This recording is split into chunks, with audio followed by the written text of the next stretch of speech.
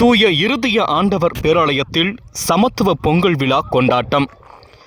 தருமபுரி நகரில் அமைந்துள்ள கிறிஸ்தவ தூய இருதய ஆண்டவர் பேராலயத்தில் பொங்கல் திருநாளை முன்னிட்டு தேவாலய திருச்சபையில் சமத்துவ பொங்கல் வைத்து சிறப்பு வழிபாடு நடைபெற்றது.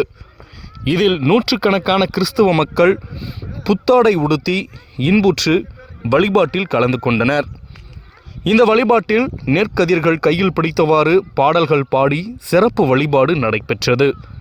இந்த வழிபாட்டில் பங்கு தந்தை மறைமாவட்ட முதன்மை குரு அருள்ராஜ், உதவி பங்கு தந்தை இயேசு பிரபாகரன் மற்றும் சிறப்பு அழைப்பாளராக father Maria Joseph, father Felix Anand, மக்கள் தொடர்பு அதிகாரி மத்தியாஸ் மற்றும் கிறிஸ்துவ பங்கு மக்கள் நூற்றுக்கணக்கானோர் கலந்து கொண்டு வழிபட்டனர்.